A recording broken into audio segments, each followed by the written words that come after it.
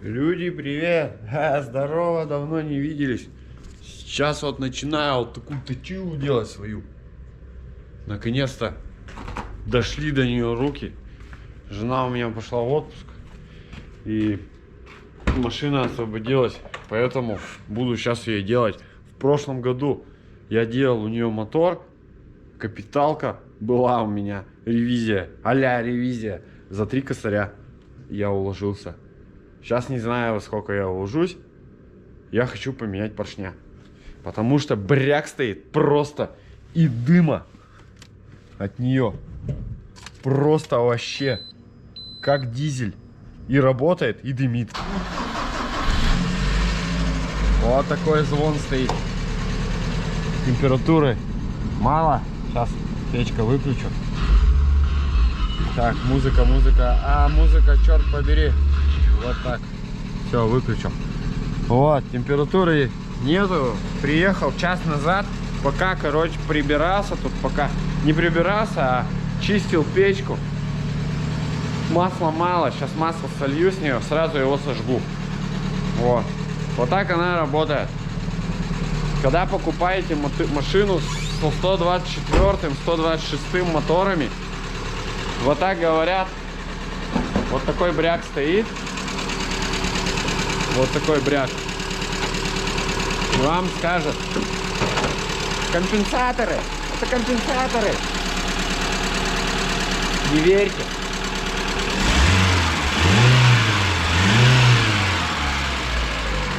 Работает, в принципе, нормально. Заводилась в морозы хорошо. Вон сколько дыма. Ну, плохо видно, но дыма умотаться. Вон, летает. Так что сегодня у меня по планам вытащить и разобрать мотор. Вот так вот он звенит. Когда скину башку, покажу, что это брякает. Это можно проверить, даже не снимая головки, через свечные колодцы.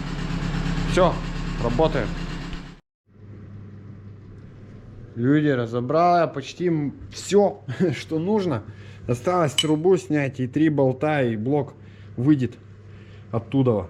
Гуся у меня нету, он в гараже, я его не привез. Сегодня, думаю, просто сниму мотор в одинокого, опять же, и вниз его просто уроню, машину домкратом подниму и в бок его вытащу. Ну, сам блок. Все. Мне как бы пофигу, что будет. Мне его вытащить, главное, и разобрать, чтобы завтра его отвезти на расточку. Поршня 82 стандарт. Вот что с ними случилось. Пробег 180 тысяч. Вот так они гуляют. И дают звук.